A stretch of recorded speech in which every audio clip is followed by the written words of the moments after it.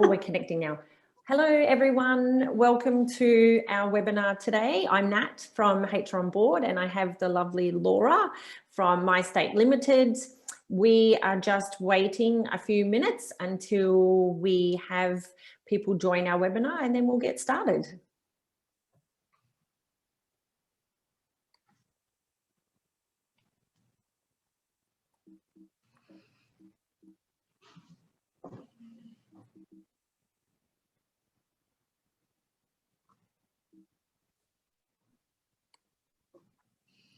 How's your day been today, Laura? We've actually got a sunny one in Tassie today. Can you believe it? Got a nice blue sky out there. So my lighting's not quite right, but we'll work on that. Yeah, no, it's That's good. okay. We love sunshine. Of course, of course. How about you? Yes, we have actually got some sunshine here in Melbourne as well. It was raining yesterday. It was very cold, but today is really lovely, which is nice. Oh, we've definitely we've hit winter early here in Tassie, unfortunately. Bit chilly. Bit chilly. Yeah. As per the stereotype of Tasmania, of course. Yes, but do you have 4 seasons in one day like Melbourne does? Oh, of course we do. Of course we do.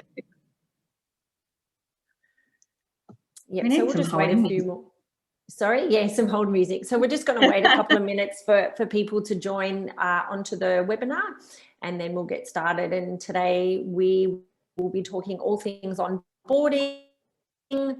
Initially, we are just having a chat about onboarding in general and how that's changed. And then a little bit later on, we will be having a Q&A with Laura from MyState Limited. Looking forward to it. Yes, exciting.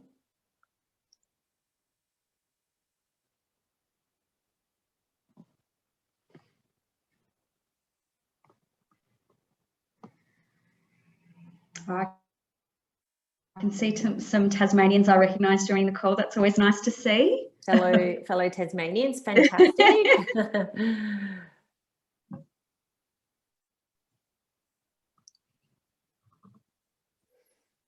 Okay, I think I'll get started. I'm conscious that we only do have an hour. We do have a lot of content and information to run through. So yes, hi everyone who's joined. My name's Natalie. I'm one of the BDMs here at HROnboard. And today we have the lovely Laura Robinson from MyState Limited, who's going to share their onboarding journey. So thank you, Laura, for joining us today. My pleasure. Excellent. So first of all, we're just going to have, we're going to run through some information just about onboarding in general. So employee onboarding has changed. Wow. It has been a really, really crazy 12 months. So much has changed, including the world of work. However, even before COVID-19 turned our world upside down, there were some big changes happening anyway with regards to onboarding. It was clear that there were some flaws with the traditional way of onboarding new hires. On screen, you can see some of the factors that have forced business leaders to take a fresh look at onboarding. The global pandemic has impacted just about every aspect of talent management, and onboarding is absolutely no exception. Employers and new hires alike have had to adapt to onboarding from remote locations, often from people's homes. That definitely was a big one last year during COVID. So this has really changed how we communicate with people, how we socialize new hires into the company, and most importantly, how we share information with them. We should also note that the turnover rate of new hires is high. 2018 research from recruiter Robert Half shows that 60% of Australian hiring managers have had an employee resign during their probation period, and 43% lost the new employee during the first month. And according to Elmo's 2021 HR industry benchmark report, it costs $10,500 on average to fill a vacant position. It takes over 33 days to fill that vacant position. So if that new hire walks out the door early on in their career with you, that's a lot of wasted time and money. We've also become more aware of how important onboarding is in terms of the overall employee experience. It's the start of an employee's journey with an organisation, and we'll talk a lot about that today. We can also say that the employee expectations have changed. The employer-employee relationship has definitely shifted. It's no longer good enough to drip feed communication or information to employees on a need-to-know basis. Transparent and regular communication is majorly very important. Also, employees want more say in their career paths, how and where they work, their professional development, and yes, their onboarding experience. So now we've outlined why onboarding has changed. Let's explore how it's changed. On screen, you can see the old perception of onboarding, and then on the right, we've got the new way of onboarding. So onboarding, as we all know, is the first step in an employee's journey. It may encompass cross-boarding, promotions, re-onboarding, and offboarding. To put it plainly, onboarding is more than what you think. Sure, the focus is still on those early weeks and months of employment, but it is also now applied during important transition moments for those employees. It may be that they've started a new role in a different part of the business. It may be that they are returning from work from parental leave. It may be that they've been promoted to a new role in a different department. All of these moments require a really important and a different approach. So you'll also find that doesn't fall into HR. It's a requirement and a collaborative approach from everyone within the organisation. It now needs to also encompass remote workers or shift workers, something that can be done on-site and off-site, or even a mix of both. This is a real major shift with regards to onboarding. Now we need to be able to onboard employees no matter where they are based. For some of this, it might be an entirely remote experience. For others, it will be purely on-site at the company's address. And for others, it could be a mixture of both. So regardless, we need to ensure we're socialising the new hire and giving them the right information at the right time. It now needs to also encompass sophisticated tracking and analysis of metrics relating to onboarding and the ongoing employee experience. This is another big change that's occurring right now. HR in general is criticised for not knowing the numbers, for relying too much on gut instinct. Today, and thanks to technology, it's easy to gather and analyse important metrics relating to that employee experience. These numbers also provide insights into your internal processes. They allow you to constantly refine each part of that onboarding process. I've got some more information later on to show you about metrics in the next few slides as well. Today, it needs to focus not just on processes and compliance, but also greater socialisation for new hires. Of course, getting the processes and compliance side of onboarding is critical. This has definitely not changed. However, a relatively new element is ensuring your new hires get to know their fellow new team members and the wider workforce.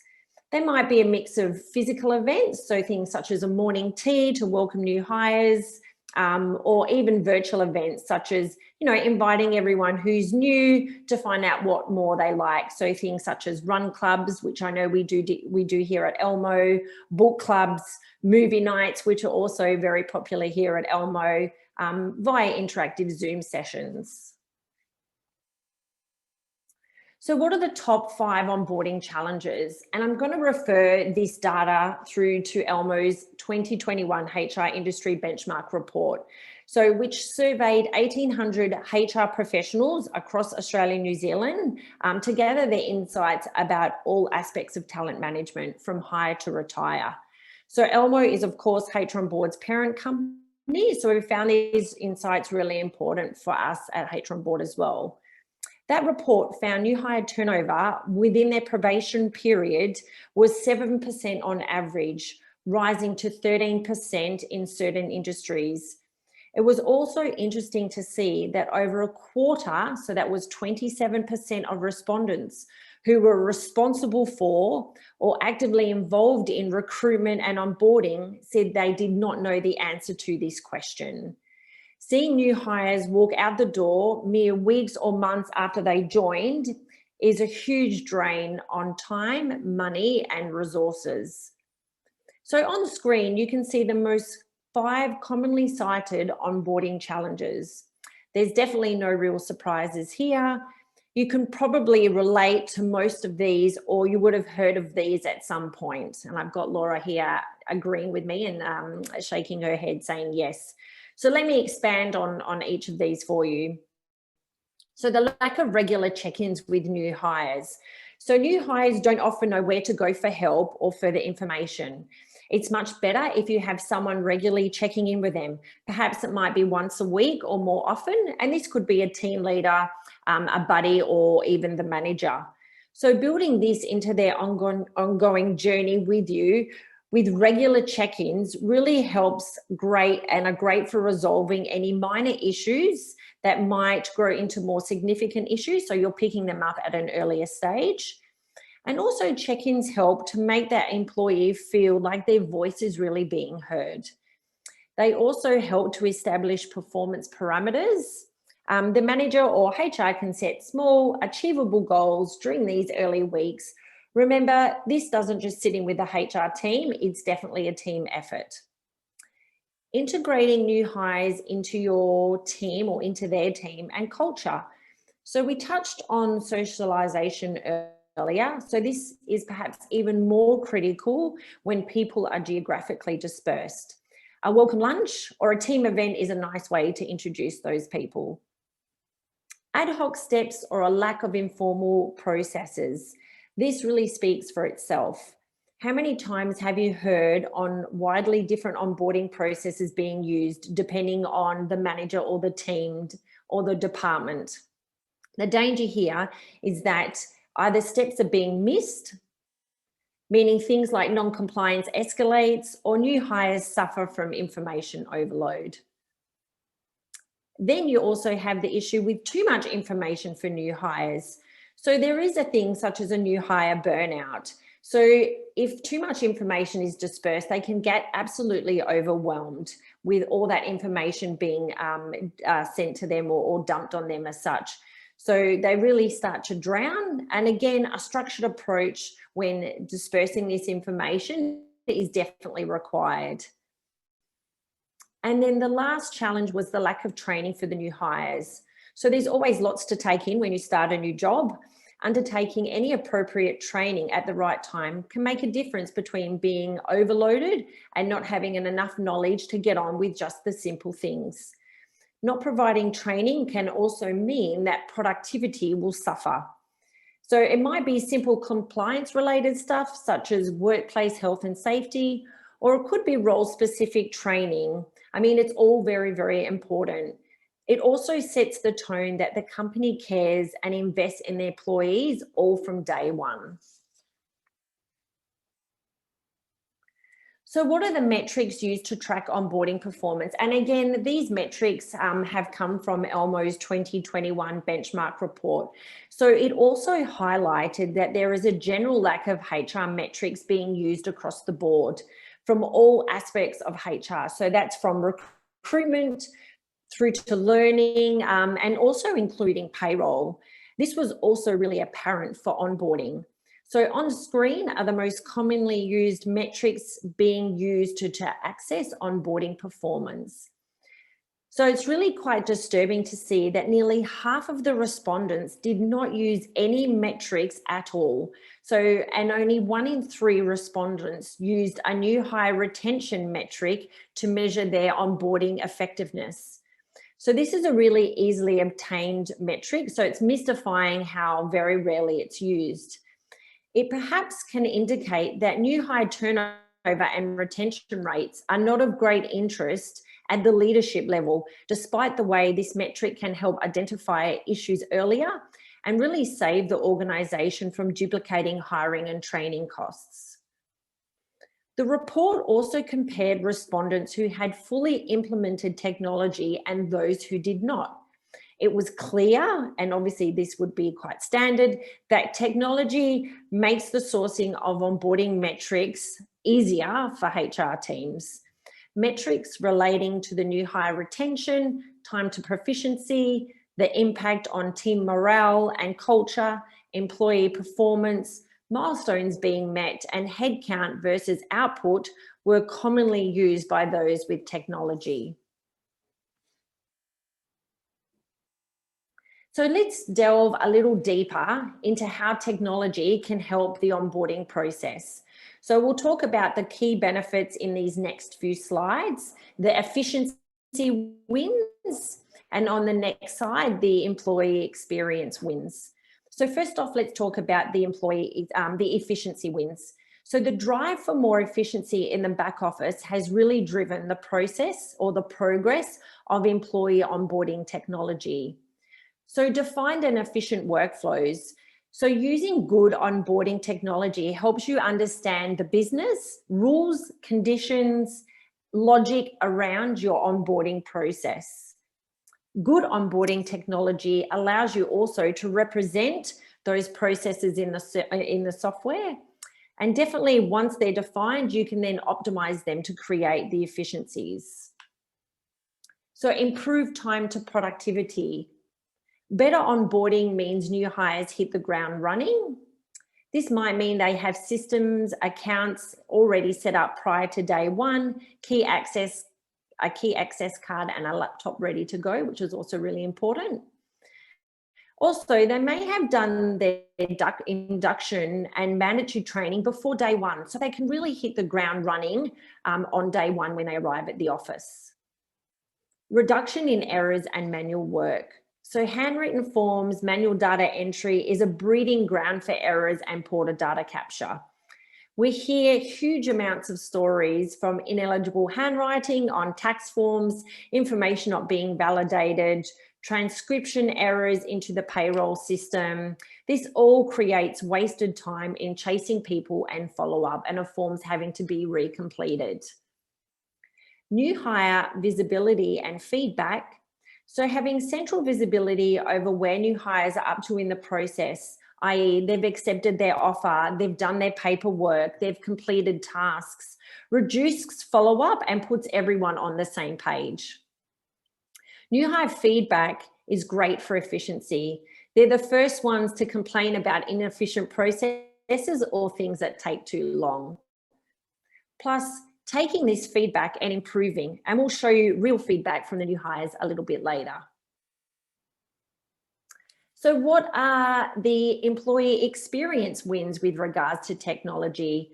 So obviously great experience and retention. So I like to say that efficient processes result in engaged new hires, and certainly the comments that we see here from HROnboard that the new hires in our app absolutely love this. A good first impression and experience within the company obviously increasingly improves retention during that first 12-month process. Alignment with your company and culture. So creating onboarding journeys through that first year or 6 months reinforces your culture, your values, and really aligns that person within your organization and creates stickiness for them to hang around. It also, on the other hand, ensures you're removing people who don't align with your company culture or brand or vision as well. So early immersion in meaningful work, it means if a lot of that admin and onboarding and pre-boarding tasks are taken care of quickly, you can really get people up to scratch and running on day one. And Facebook is really famous for this. They actually let their new developers write and push out code into production in their first week. So it allows them obviously to get up to speed very quickly. HR visibility and feedback. So using tech for onboarding allows HR to understand how new HR hires are engaged, content, tasks, and surveys. The feedback and visibility creates a continuous improvement cycle.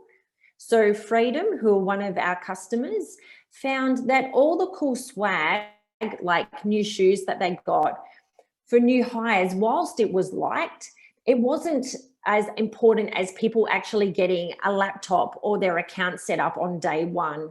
So by getting this feedback allowed them to go back and change that onboarding process so that they could ensure that those administration tasks were all complete prior to day one. But then also, obviously they were also, you know, showing their brand by getting the cool swag as well.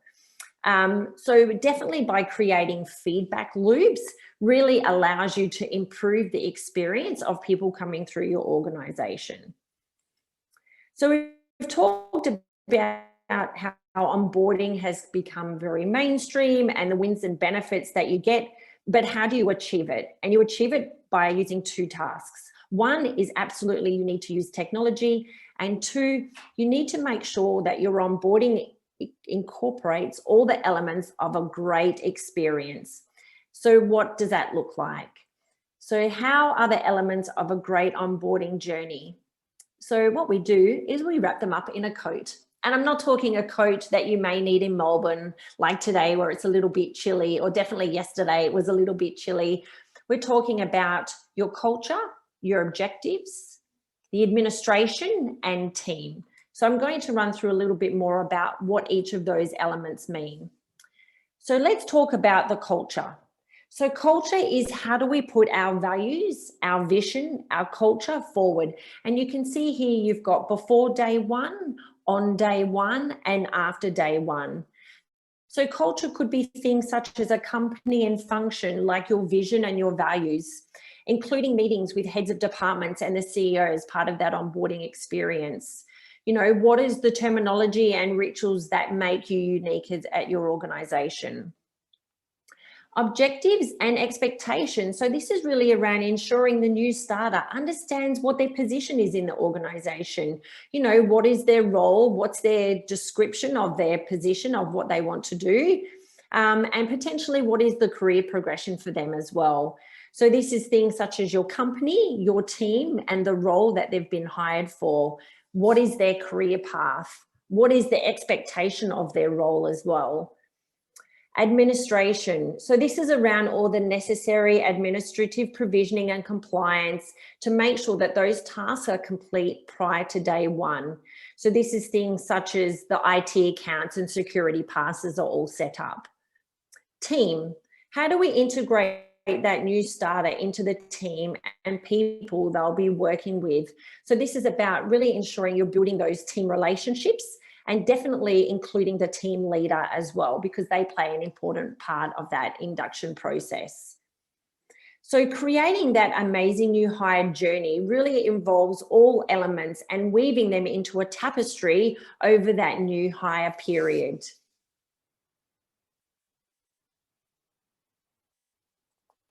So now we're going to talk about a little bit about personalized journeys. So this is all about what we do here at HROnboard. So HROnboard is a dedicated best of breed onboarding platform. So we live and breathe onboarding every single day.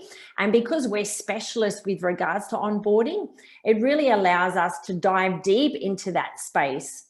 So we're an Australian-owned company, part of the ASX listed Elmo Group. So we're based here in the CBD. We have a really great team behind us. We're disciplined, we're adventurous, and we're fun. So we're also we're very proud of our ISO 27001 certification around information security.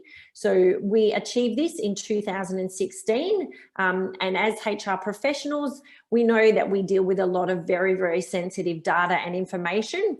So we've got good practices, frameworks, and education to make sure that this is all kept very safe. With over 8 years in the onboarding space, we've really grown the depth and maturity and capability of our software. So I wanted to mention something today. We've talked a little bit about onboarding and how employees don't want a one experience fits all. And that's the beauty of HROnboard, is that we're very configurable. So we can absolutely tailor each experience for every single person that joins your organization. So our passion is obviously to help organizations create amazing new starter journeys from job offer right through to the first year anniversary. So there are countless reasons why you need to tweak that standard journey. Maybe if I just go back. So if I just go back a screen, so on the screen here are just 4 examples of how that personalized journey and what you can do to make it really tailored. So the first one is about tailoring that first day schedule. So rather than simply an overview of what that first day may look like, you can really add specific information. So if Sally's joining the sales team as an example, you can make sure that you add relevant content and information about her and her role. You can also create tasks or content specific to the new hire. So this is around references that might be only applicable to them. So for instance, if Sally does some travel, you might want to add some content and information with regards to your travel policy, whereby if somebody else is joining your organization that doesn't do any travel, then of course you don't need to include that information either. It's also about ensuring that team members are aware of any special new hire requirements. So as an example, if Belinda's starting on Monday and she is vegan, as an example, it may be that you want to make sure when the manager gets that task related to taking Belinda out for lunch, that he's already or she is already aware of that dietary requirements, so that they can have that conversation rather than, embarrassingly booking a restaurant out for lunch that doesn't have vegan-free options. So again, it's all about making sure that day one is as amazing as possible. And then speed it up, they're starting tomorrow. So typically there is sometimes a 4-week notice period, but if that person is starting next week, it may be that some of that content is irrelevant, or maybe they need to go and see all of that content straight away. And that's the beauty with HROnboard. If that induction process is minimized, it just means that they still get all of the relevant content and information they would have received during that 4-week period, but it's just now condensed. So that person isn't missing out on any relevant information coming and starting as part of this, as part of that organization and their induction process. It just means that it's sped up, but also you have the option to go and remove any content that's not required as well. So I mentioned earlier how we only do onboarding and we manage that full employee life cycle, and we do that in 4 different steps. So you can see on the screen, it's pre-boarding, onboarding, transitions or cross-boarding, and offboarding. So let me talk a little bit about each of these. So pre-boarding is really around compliance and provisioning. So it's about making sure that if Belinda is starting on Monday, that her security access code is set up, that her IT accounts are set up. And obviously you've got the relevant information like tax, bank and super details, which obviously push over into a payroll system. And I'm going to talk about integrations a little bit later. So this module is really around where most organizations see the ROI, because this is more around where their pain point is. So the provisioning ensures that everything is ready for that day one. So the next part, or the onboarding, is really around what some people call induction. So this is about content going out pre-day one, on day one, and after day one. So it's about drip feeding small bite-sized pieces of content about your brand, your culture, your visions, your values. You know, why is it so amazing to work at your organization? And this is drip fed from the minute they accept their contract right up until their first year anniversary. The next part, the transitions or cross-boarding, this is really around potentially reissuing a contract that you may have. Somebody's had a promotion or a secondment within your organisation, or perhaps you might be rolling out a new policy or annual salary reviews. So that's what that cross-boarding and transitions module does. And then the offboarding is all around deprovisioning and collection of assets. So there are really 2 sides with regards to onboarding. So it's about making sure that whatever has been given to the employee is correctly returned, but also ensuring that when that person has left, the relevant systems and security access has been revoked. basically the average tenure for most organizations now for staff members is that 2 to 3 years. So you want to make sure that if that person leaves, that if they are leaving, say for instance they've resigned, they're having the same experience as they've been onboarded, because potentially depending on what type of organization you are, such as MyState Limited, they could be a potential customer for your organization. So making sure that that experience is as good as possible as the onboarding will ensure that, yes, whilst they've left, potentially they are still a customer as well. Now, HROnboard, we look after loads of different organizations, loads of different industries. So here are some of our amazing brands that we look after. So we look after everything from blue collar to white collar, from health to aged care. So there's no industry that we don't have as a customer at HROnboard. And here are just some of our amazing brands that we work with. Now, because we are a point solution or a best in breed onboarding solution, I say to the people that I talk with that we are the king of integrations. So we sit in the middle of recruitment and payroll. So we are pushing and pulling data. Typically, we're receiving data from recruitment.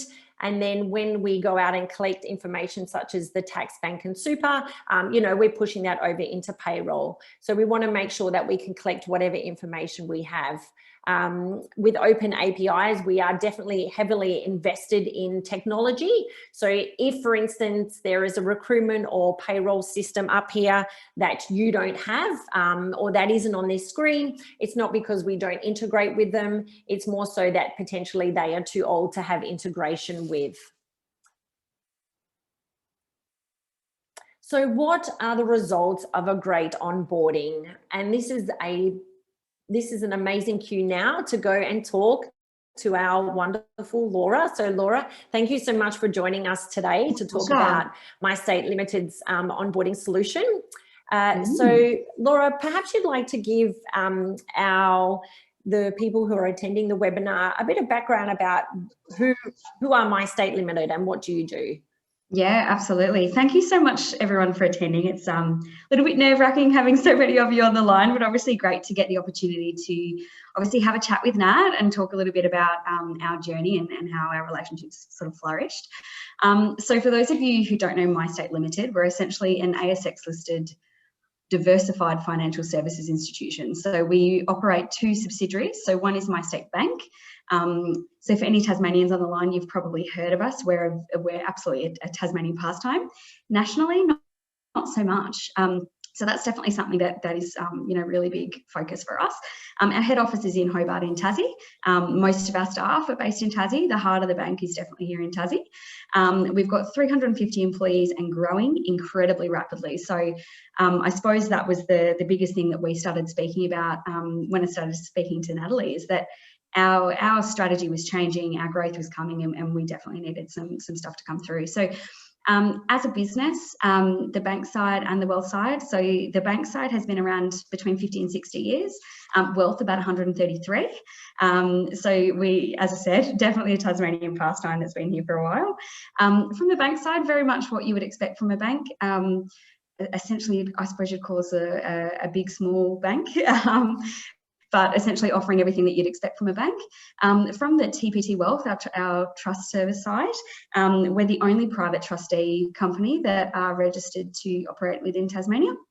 And obviously 133 years here, so much tenure within our business of people that, have lived and breathed this company for a really long time. So, really big aspirations for us, I suppose.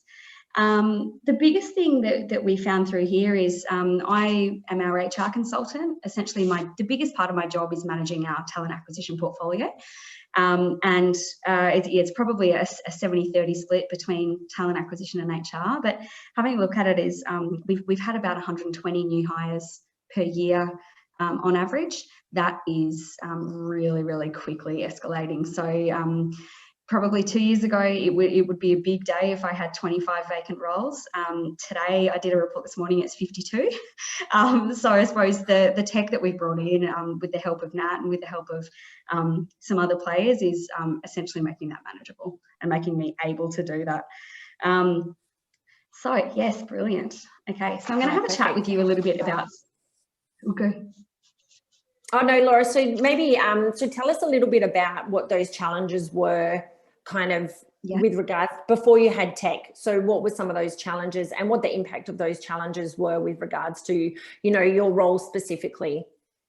Yeah, absolutely. So in the TA space, or, you know, talent acquisition space, we had no tech at all. So prior to Livehire, HROnboard and Elmo, we essentially paper ran everything. So it was constant writing up of contracts, emailing of contracts, chasing up contracts, chasing up payroll documentation, all of that sort of thing. As mentioned, with our growth aspirations and what we were looking for, not only are we a primarily digital business, you know, I suppose you'd almost define us as a digital bank. We do have some branch presence here in Tassie, but for our nationwide reach, we're known digitally. So we really knew that there needed to be a change there where, you know, pushing paper on the recruitment side definitely doesn't reflect our digital aspiration and what we're looking to be.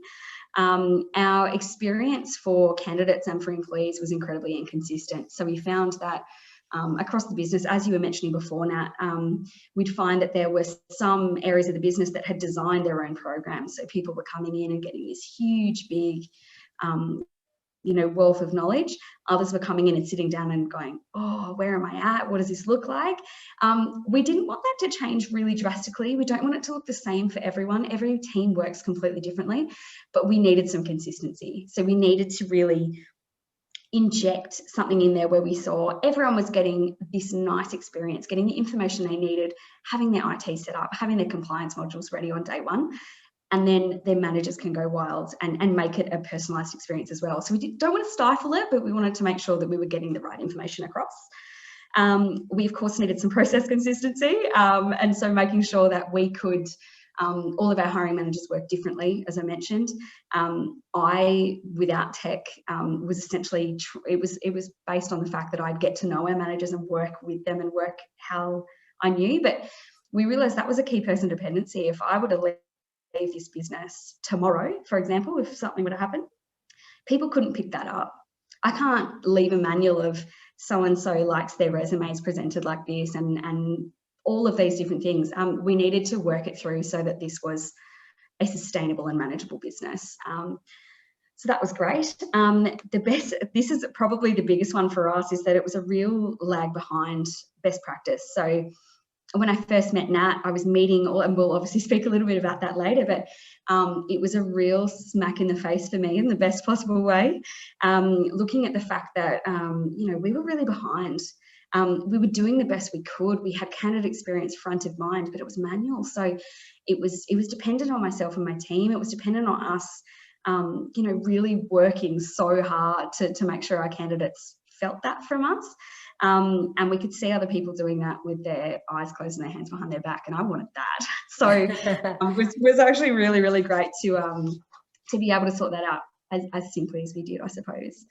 And of course, management of an increasingly flexible workplace. Nat mentioned before, COVID-19 was huge for us. Really, really luckily, we're an essential business. No jobs were lost through us for COVID-19, but all of us work differently. We all work completely differently and in different ways. And we needed to make sure that I was still recruiting all through COVID. We needed to make sure that those people were being brought on in the right way, and that they understood what was going on, and they understood how our hiring managers knew how to bring them on in the right way as well. Fantastic. Yes, no, I do remember hearing all about what your process was prior to joining HROnboard. But let's go back to when we first met. So let's talk about RecFest. So Laura and I met in 2019. I think it was October 2019. Mm-hmm. So Laura, tell me a little bit about where and how all these journeys started. So we met at RecFest. So what were you doing there? So I was actually really lucky. Obviously, mentioned I'm Tassie based, so we don't have a huge network for HR or TA professionals. I got sent an email with this event, and my general manager said, "Hey, do you want to give this a crack?" And I was like, "Yeah, of course I do. Let's go for it." So I was really lucky that me on my little lonesome flew over to Melbourne to go to this 2-day event. And I remember turning up, and I was so out of my depth. I was there by myself. I knew no one. And for someone who is incredibly confident and loud, I was very quiet for a few days.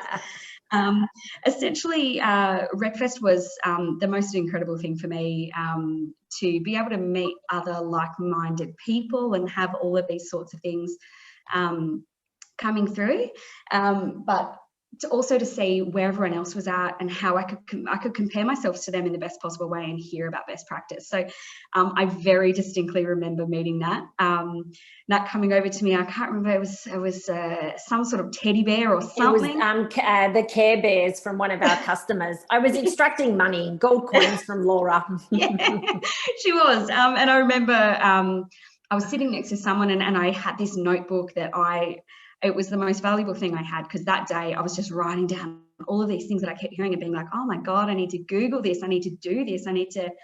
What does this all mean? I don't understand it. I didn't realize how out of the market and how out of best practice I was. So I very much remember Nat pulling me over to her table and being like, you need my card. We just sort of had this conversation, and I suppose an instant spark of our relationship, and that's why we're still here so long later, which has worked really well. But yeah, it was a huge defining moment for myself. And so what did you learn? Like, what were your takeaways? So you finished RecFest, you got on that plane back to Tassie. Like, what was going through your mind? What was your mission? What did you need? I think the biggest thing that I felt throughout that whole process was, it doesn't need to be like this. Are you talking about your manual processes that you can change that? Yeah, absolutely. And I think running the candidate experience the goal that we wanted and the standard that we'd set for ourselves was so hard, was such a drain, because it was completely manual, and it was I didn't have the technology to even know who I'd communicated with after a job application, let alone, I'd be chasing someone's bank paperwork 4 days after they'd started, and I'm running around our business going, oh, I don't have any of this. So I essentially had just, my brain was full, and I was so excited. I knew that there was something I could do, and it was really exciting. Oh, fantastic. So you went back to Tassie, you've got your head full of ideas. What were the next steps? What did you do? So that's it. Yeah, it's a great question. Obviously, as I mentioned, I was there by myself. So I think my biggest thing that I started thinking about is I had no one on board. No one had seen what I had seen. I realized that I needed to be this engine to sell this to our business and see what it needed to be like. As I mentioned, I had a notebook full of different software providers or different ideas or different things that people were talking about on the day. So my priorities when I came back were to start talking about it and start opening up that conversation, as we know that this probably isn't what it needs to be, but here is how it could be. But I needed stakeholders that were on my side. So I was really lucky in that sense that I absolutely had that with my team. Oh, fantastic. And in terms of solutions, so you obviously, we had connected, and then your due diligence. Tell me a little bit about that and how that worked. What was that process like? Everyone loves hearing about this. I speak about this quite a lot. I had time up my sleeve because I didn't have an approved business case. I didn't have any of those sorts of things. And I realized that to have my stakeholders be able to push this forward, to say our executive team, to start to our board, to get them excited, I needed to know my stuff. I needed to be absolutely across it. And I needed to have the best of the best. And so what I started doing is I used my notebook. I started Googling. I started getting in touch with people. I started speaking to people. I had demos for probably the next, would have been probably 6 months post us meeting that, and I spoke to 18 software providers. So 18 of them gave me a demo over a long period of time when I could put an hour aside or put half an hour aside, and then I probably had maybe 4 or 5 of them made my shortlist. I'm a true recruiter, and from there I essentially did secondary demos, introduced people, let's have a look.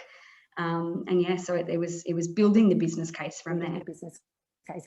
And I guess just to point out as well, absolutely everyone must do their due diligence when they're investing in technology, because obviously, it's not a cheap exercise. You don't want cheap, you want to make sure what you invest in is right for your organization. But I have never met anyone who has been more due diligent than Laura. So that's, so 18 definitely is a record, but absolutely you wanted to make sure that you had seen everything on the market that you needed, so that basically if it wasn't suitable, then you cross that vendor off, and you were absolutely getting 100% of what you required. Which kind of leads me to my next question. So you have gone down the path of a best of breed with your recruitment, onboarding, and LMS. So let's talk about that. So what made you decide to do that instead of other alternatives? Yeah, of course. So I think the biggest thing I found through speaking to best of breed, so transparency here, we had for recruitment, we've implemented LiveHire. For our onboarding and journeys and all of our contracting, that's HROnboard. We have Chris21 for payroll, and we have Elmo for our LMS. So our learning management system was a full decommission and new software. We had something there. And for me, it was brand new stuff. So we probably to get to the end from our business case perspective, when I was building that, it was between doing this with 4 and doing this with 1 who could do all of it. And on first glance, of course, you'd want to go with 1. Like you'd think, oh, that'll be really easy. They'll do everything for me. All of this is happening. And they were going to build a full platform based on what I wanted. Sounds great. Sounds awesome in theory. When you looked at it, I realized that by building something bespoke for me, that's not giving me best practice. That's not giving me any data from someone else. That's me saying, here's what's easy and here's what I've done. Let's do that again. Whereas what I kept noticing is and especially when I was speaking with Nat and I was speaking with Laron from LiveHire, it was so data driven. They could say, hey, here are my 18, not 18 maybe, that's number on the brain, but here are my other clients who have done this. Go and have a chat with this person. Probably the biggest thing that got me really excited, and I'm a bit of a fangirl, so I'll keep it calm, but watching Flyby's talent acquisition do a presentation at RecFest changed my life. But essentially he was speaking to me about, he was speaking to this whole room about how amazing his experience was. And Nat and Lauren were both like, have a chat with him, reach out. Like there's absolutely no issues with me reaching out to 15 of their customers, because that's how good the platform is. You'll have a chat with everyone and they're like, oh, it's done A, B, and C for me. I can pull this data. I can see live feedback. HROnboard gives me live feedback of how my candidates are finding the experience. And they'll say, yeah, this is awesome, but this is a little bit funny, and I can adjust it. It's really amazing. Yeah. And so building your business case was easy in terms of once you had almost finalize the vendors that you were going to go with, even though that process we know took some time, but the actual building of the business case was easy because you had some people supporting you already. Yeah. Definitely, yeah. Well, so I think probably what made it very easy is that you guys sort of handed me a business case, essentially. I got to the crux of it and I was like, yep, this is what I want and I need to put this forward and I need to be able to I need to sell this, because I'm not getting Nat in front of my board of directors to say, you know, to do a demo of HROnboard. So it was me talking about what does my time look like? What needs to happen? So I had all this data that I could pull and put into this business case, but also, as Nat said, my due diligence, I knew it back to front. You could ask me any question about HR. I can probably take your job, Nat, sorry. But I got to this point where I knew what I wanted. I'd done my research. I knew exactly what we needed. And I was so confident in it. So I think, the business case fell together because I felt it. I really believed in it.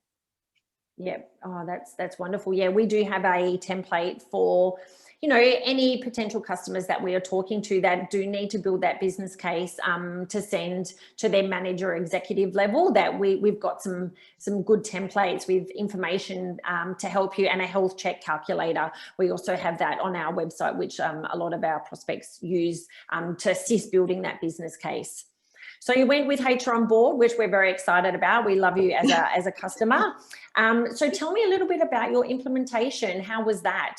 We know that you do have a little soft spot for one of our consultants called Lars, or Baby Lars, as he's referred to here. So tell me about that. How was your experience with the implementation of HROnboard? Oh, it was, I'm not going to say it was easy. We, as I said, our growth aspiration has been manic. So it's just been fitting it into our already hectic workload. But you're absolutely right. I've got a really creepy soft spot for Lars. He's just so amazing. All of us love him. Essentially, the biggest thing I found with Lars is that he fit around me all the time. He is the most helpful person and just so smart. Like, can fix everything for me in just half a second. So I would say implementation was painful based on workload, but Lars made it an absolute dream. He was, I could not speak highly enough of him. Oh, that's fantastic. Yes, no, Lars has definitely got that feedback, so he loves you guys too. So tell me a little bit about what modules have you got. So obviously we manage that full employee life cycle. So initially when we spoke, you went with 3 of our modules, and so what does that look like now? So we started off with, essentially we started with the first 2. So we had new starters, so new starter onboarding, and we had contract updates. So for anybody within the business that's moving around. We of course brought on journeys, which I'm hoping we'll have a chat about, because I love it. That's absolutely my favorite thing. But since then, and during implementation, everyone's been a little bit won over by HROnboard, which is pretty amazing. We've been able to bring on letters, which is essentially a smaller contract updates module, but we've also just launched the project to implement offboards. So I'm midway through that project now. I've got a meeting in about an hour and I'm not prepared. So now you're essentially now managing that full employee life cycle with HROnboard.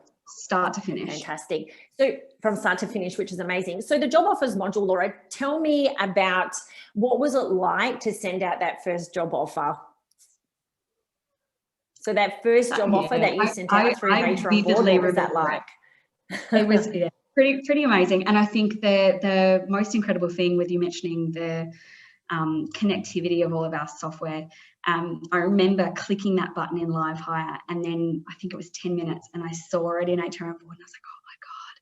And it was very, very cool. And I'm really, Rachel is in my team, who I was able to do our first offer through HROnboard with. She's going through her journey at the moment, which is brilliant. Really exciting. And it was just a whole new world for me, which was really great. And how long did it take for you to get an acceptance back? God, it's got to have been 2.5 minutes or something. Wow, like that. that's very, very quick. Yeah. Very, very quick. Yeah. Very exciting. So obviously that job offers module, it is all around compliance. It is about, collecting that tax bank and super details, obviously with acceptance of the contract and pushing that over into payroll, which you use Chris 21. But I know one module you are super passionate about is the onboarding journeys. So the onboarding journey starts from the minute they accept that contract right up until their first year anniversary. So tell me a little bit about what was that process pre-tech? So pre-HROnboard, what was that induction like? So it's a great question. We had, how I can answer this accurately is we had an idea of what we wanted it to be. What it was in reality, I probably couldn't tell you. Wow. Completely different across the business. As I said, I like to think that our hiring managers really care about their people. So it would have been a lovely experience, I'm sure. Incredibly inconsistent, incredibly, I suppose, and hard that we didn't give us the guidance that we probably needed, whereas now we have that tool to be able to give prompters, reminders, tasks, and a bit of fun, which we definitely didn't have before. And that's probably the most exciting thing about Journeys. That and do you use loads of Giphies in your journeys? Always. Yeah, I will not put it out unless it moves. Oh, that's fantastic. So now tell me about, so everything was very manual. Everyone was having a different experience when they joined the bank. So tell me a little bit about what that is like now. So now that everyone is on that HROnboard on induction journey, what does that look like? I would say almost. I'm working on it. Completely automated. Our way of telling the business about a new starter is automatic. Our payroll, we've got an external payroll provider. They go into HROnboard, collect the data, and take it. I'm working on our technology tickets that will be automated as well through HROnboard. Probation reports, all automated. I don't even they get sent to me. I'm like, oh, they've been here 12 weeks. I wouldn't have even known. Whereas before I was following in a spreadsheet, sweating out the eyeballs. But for an employee, I think the most exciting thing about someone starting with us is you get these notifications from your new business and you think, oh God, this is going to be some other form I need to fill out, or they're going to tell me about, something, and they pick it up and it's like you're starting tomorrow. We're so excited to see you. Have a good night's sleep. See you then. Oh, that's perfect. It's that's so really good. Lovely. And it's just not what you see from businesses now. It's really, Journeys was a massive point of difference. And I'd argue the thing that got me across the line with all of our senior management, they just lived and breathed for it. They loved it. Oh, that's fantastic. So what's the plan? Like, you've got an amazing new starter journey. What's the plan for enhancing that journey now with your new starters, and what other types of journeys potentially will you be doing? Yeah, good question. We've got currently, and still working through it, we've got a standard journey and a remote worker journey. So they're just slightly different based on the fact that someone's working from home. What we will probably do in the future is any large scale change for our business. So for example, God forbid a pandemic were to hit us again. But it's just such a simple way for us to communicate with everyone, keep everyone up to date. We're likely to put in place a parental leave journey, so keeping people connected with the business when things like that happen.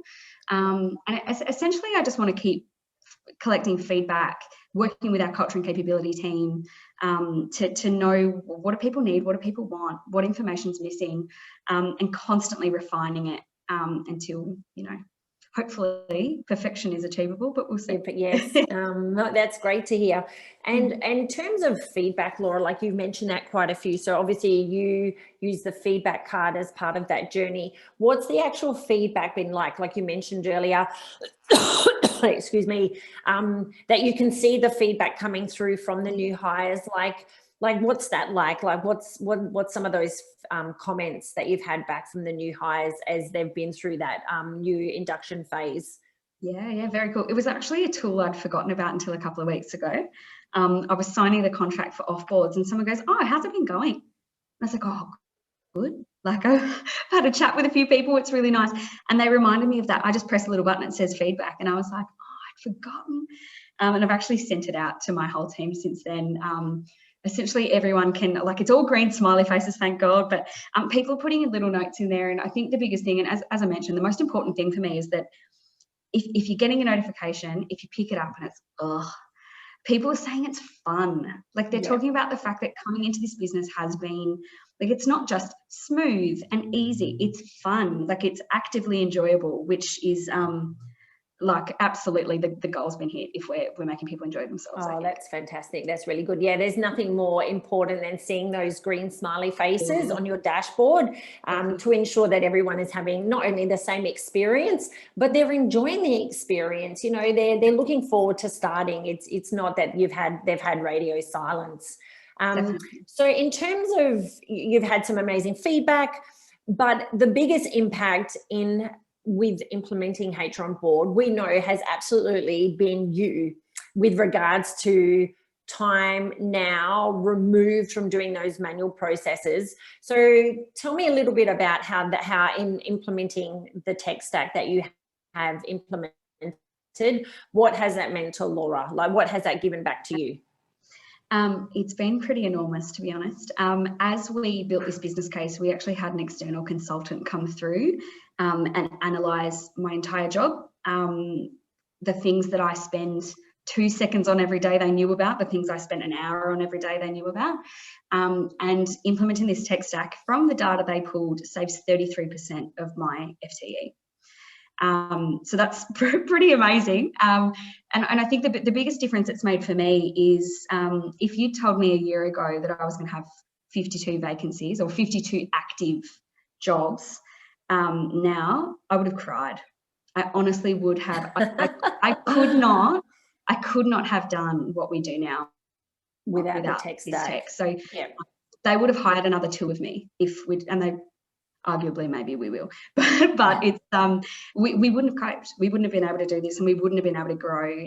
We would have been the bottleneck of the business, which we couldn't have done. So yeah, very, very good, very exciting.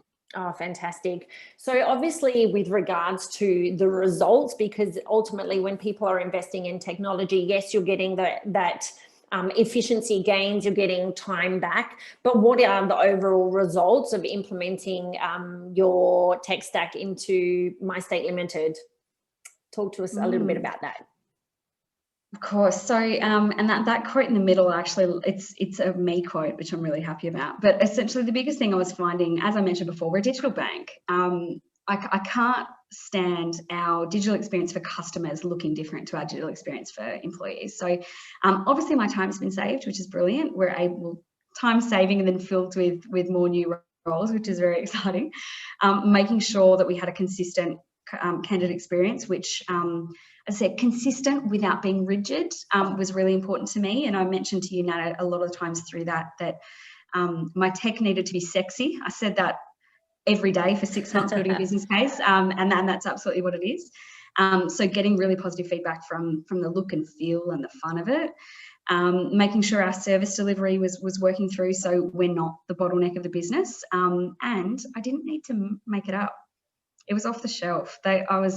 You're doing it the best you can. Let's give it to me. That's fine. Let's adjust to you guys, which has been, number one, very easy, but number two, just made us better recruiters.